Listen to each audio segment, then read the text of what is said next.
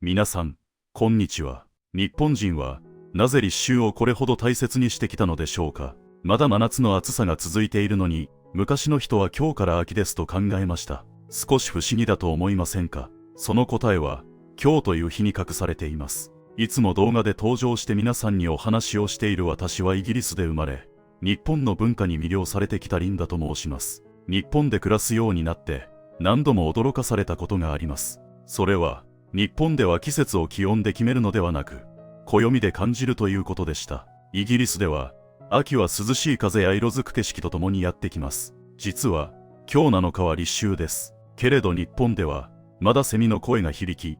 厳しい暑さが続いていても、立秋という節目を迎えると、人々は少しずつ秋を迎える心の支度を始めます。私は、この考え方に初めて触れたとき、日本人の四季に対する繊細な感性の美しさに深く心を動かされました。季節は突然変わるものではありません。ほんの少しずつその気配を感じ取り、暮らしを整え、心を準備していくものなのですね。だから私は立秋を秋の始まりというだけでなく、新しい季節へ向かう暮らしの分岐点とみなしている、そんな日本人の感性が私は今でも大好きなのです。今日は立秋という節目に、昔の人が大切にしてきた季節の知恵と、今日から始められる開運貯金をご紹介していきます。このチャンネルでは、旧世紀学や日本の暦、世界の暦、神事、食用上などを通して、日本人が古くから大切にしてきた暮らしの知恵を、皆さんと一緒に味わっていきたいと思っています。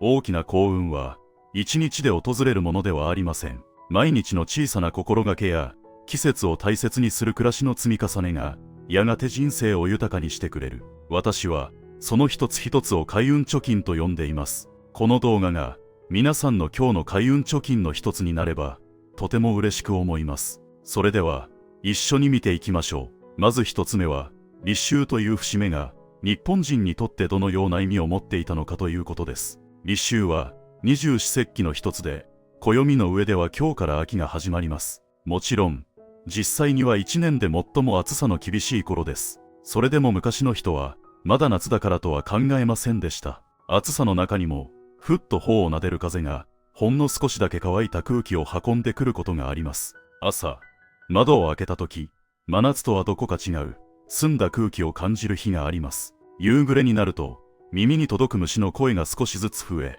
セミの鳴き声にも、どこか名残を感じるようになります。道端では、ススキの穂が静かに伸び始め、田んぼの稲は青々とした葉を揺らしながら、少しずつ実りの準備を始めています。夏の濃い緑の中にも、光の柔らかさや空の高さが、ほんの少しずつ変わり始めるのです。こうした小さな変化は、忙しく過ごしていると見過ごしてしまうほど、ささやかなものかもしれません。けれど昔の人は、そのわずかな自然の気配を感じ取りながら、季節はもう次へ向かい始めていますよと、暦を暮らしの道しるべにしてきました。そして立秋は、夏の土用が終わる節目でもあります。土用の期間は、季節が移り変わる前の揺らぎの時期とされ、昔から無理をせず、体と心をいたわることが大切にされてきました。その土用を無事に過ごし、新しい季節を迎えられたことに感謝する。それもまた、立秋の大切な意味の一つだったのです。日本各地でも、この時期になると、お盆を迎える準備が少しずつ始まります。仏壇を整え、家を掃き清め、ご先祖様をお迎えする支度を始める地域、夏祭りや風祭りを行い、実りの季節への願いを込める地域、そして、立秋を過ぎる頃には、お中元を初中見舞い、から残暑見舞いへと切り替える習わしも、日本ならではの季節感と言えるでしょう。イギリスでは、秋は目で見る季節です。木々の葉が色づき、景色が変わることで、秋が来たと感じます。でも日本では、秋は耳で虫の声を聞き、肌に触れる風で感じ、そして暦によって迎える季節なのですね。私は、このような日本人の暮らしを知るたびに、季節は待つものではなく、迎えるものなのだと感じるようになりました。だから立秋は、ただ暦が変わる日ではありません。暮らしの中に、少しだけ秋を迎え入れる日、そんな穏やかな一歩を踏み出す節目なのだと思うのです。二つ目は、今年の立秋が、特別な節目となる理由です。立秋は毎年やってきます。けれど今年はいくつもの節目が重なる、とても意味深い立秋となりました。その一つが恵方参りです。皆さんはおい参りという言葉をお聞きになったことはありますか？立秋は、暦の一年がちょうど折り返しを迎える頃でもあります。だから昔の人は、これからお願いしますと願い事をするよりも、ここまで無事に過ごせました。ありがとうございます。という感謝の気持ちを伝えることを大切にしてきました。今年の恵方は南南東です。神社やお寺はもちろん、教会でも構いません。あるいは、静かな公園や自然の中でも良いでしょう。大切なのは場所ではなく、方角であって、感謝の気持ちで、新しい季節を迎えることなのです。そして今年は、天体の流れにも一つの節目があります。コミュニケーションや学び、情報の流れを象徴するとされる彗星は、逆行を終え、その影響が残るシャドウ期間も、この立秋を迎える頃に終わりを迎えます。シャドウ期間とは、逆行そのものは終わっていても、物事の行き違いや迷い、止まっていた流れが少しずつ本来の状態へ戻っていく移行の時間と考えられています。まるで、曇っていた空が少しずつ晴れ、本来の景色が見えてくるような期間と言えるかもしれません。旧世紀学でも、今日は五黄土星が中宮に入る日です。五黄土星は、9つの星が巡る中心に位置し、それぞれが本来あるべき場所へ戻る流れを象徴するとされています。私は、この彗星の流れと五黄土星の意味が重なることに、とても深い意味を感じています。立秋とは、新しいことを急いで始める日ではありません。本来の自分へ戻り、本来あるべき場所へ心を戻し、感謝とともに新しい季節を迎える日。今年の立秋から始まるこの週末は、自然の流れに身を委ね、ここまで歩んでこられたことへ静かに感謝することで、その思いが未来へとつながっていく、そんな穏やかな節目になるのではないでしょうか。では、今日から何を始めればよいのでしょうか。私、リンダから、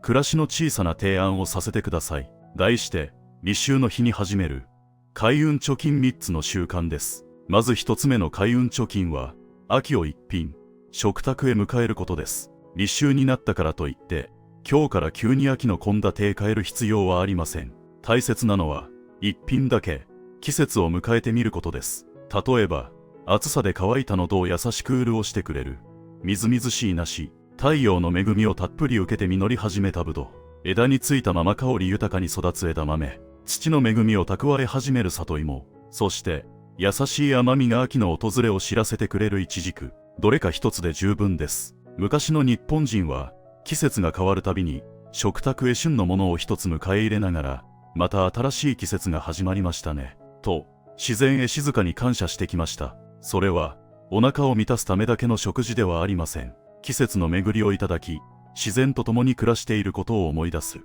大切な時間でもあったのです。私も日本へ来て驚きました。イギリスでは、季節は景色が変わることで感じることが多いのですが、日本では、旬の食べ物が季節のお便りのように食卓へ届きます。その一口が、秋を迎えましたよと、そっと教えてくれるのですね。だから今日の食卓には、ぜひ一品だけ、秋を迎えてみてください。それが、この立秋にできる最初の開運貯金になるでしょう。二つ目の開運貯金は、恵方へ出向くことです。今日から5日間ほどの間で構いません。ご都合の良い日に、ぜひおい参りという気持ちで、恵方へ足を運んでみてください。気学では、この時期の恵方参りを、おい参りと呼んでいます。お願い事をするためではなく、ここまで無事に歩んでこられました。ありがとうございます。その感謝を届けるためのお参りです。5分でも、10分でも十分です。今年の恵方は、南南と、もし方角がわかりにくければ、おおよそ南の方向でも構いません。少しだけ歩いてみる、あるいは車で向かってみる。神社やお寺はもちろん、教会でも、公園でも、森でも、海でも構いません。自然の風を感じながら、ありがとうございますと心の中で唱えるだけでも、十分意味のある時間になるでしょう。今年は2月の立春から始まった1年が、ちょうど折り返しを迎えます。ここまでの半年間を振り返ってみると、思い通りに進んだこともあれば、立ち止まったこと、迷ったこともあったかもしれません。それでも今日という日を迎えられたことは、決して当たり前ではありません。だからこそ、この立秋の節目には、一度足を止めて感謝を伝える。昔の人は、その感謝の心が、次の季節への道を静かに開いてくれると考えてきました。私は、おい参りとは、神様にお願いをする日ではなく、神様からここまでよく歩いてきましたねと背中をそっと押していただく日なのではないかと思っています。感謝の心で一歩を踏み出したとき、不思議と今まで気づかなかった景色や人とのご縁、自分が進むべき道が少しずつ見えてくることがあります。それこそがこの立秋にいただける何より尊い贈り物なのかもしれません。3つ目の開運貯金は、今日小さな良いことを一つだけ積み重ねることです。今日は大きなことを始める必要はありません。人生を一度に変えようとしなくても大丈夫です。ほんの小さなことを一つだけ、玄関を掃いてみる、花や庭木に水をあげる、家族へありがとうと伝える、誰かに優しい言葉をかける、少し早めに休んで体をいたわる、どれも特別なことではありません。けれどその小さな一歩が今日という日の開運貯金になります。私は日本へ来てから一つのことを学びました。日本の暦は今日だけ幸運になる方法を教えてくれるものではありません。毎日の暮らしを少しずつ丁寧に積み重ね、その積み重ねがやがて人生を豊かにしてくれることを教えてくれているのだと思います。貯金箱に1枚ずつ硬貨を入れていくように、良い行いも1日では大きく変わらなくても少しずつ積み重なっていきます。そしてある日ふと振り返った時、あの時から少しずつ運が変わっていたのですね。そんな日が訪れるのかもしれません。だから私は幸運とは特別な日に一度だけ訪れるものではなく、毎日の小さな心がけによって育まれていくものだと信じています。立秋は新しい季節の始まりです。今日という節目に一つだけ開運を貯金してみませんか。その小さな一歩が秋へ向かう皆さんの毎日をきっと静かに支えてくれることでしょう。皆さん、今日も一つ開運を貯金できましたね。私は若い頃、幸運とはどこか遠くに探しに行くものだと思っていました。でも日本で暮らし、日本の暦や四季、そして人々の暮らしに触れる中で一つのことを教わりました。幸運とは探すものではなく、毎日の暮らしの中で少しずつ積み重ねていくもの。私はその積み重ねを開運貯金と呼んでいます。今日季節を感じながら旬のものをいただいたこと、感謝の気持ちで一歩を踏み出したこと、誰かに優しい言葉をかけられたこと、どんな小さなことでもそれは皆さんの人生に積み立てられた大切な開運貯金です。皆さんは今日どんな開運を一つ貯金しますか。ぜひコメント欄で今日の開運貯金はですと教えていただけたらとても嬉しく思います。そして今日の動画でようやく皆さんに私がいつも皆さんの前に現れてお話ししている理由をお伝えすることができました。もし私リンダのお話が少しでも皆さんの心に残りましたら、ぜひチャンネル登録をお願いいたします。これからも日本の暦や世界の暦、神事、食用場、そして季節の暮らしを通して皆さんと一緒に小さな開運を積み重ねていきたいと思っています。来週は私の故郷イギリスにやってくるとても不思議なそして貴重な現象をご紹介します。しかもその現象は次に訪れるのが64年後とも言われる大変貴重な節目にまつわるお話です。日本の暦と世界の暦、2つの文化を見つめながら皆さんと一緒に暮らしの知恵を深めていけたら嬉しく思います。それではまた次回お会いしましょう。皆さんの毎日が小さな開運貯金に満ちた穏やかな日々となりますように。最後までご視聴いただき本当にありがとうございました。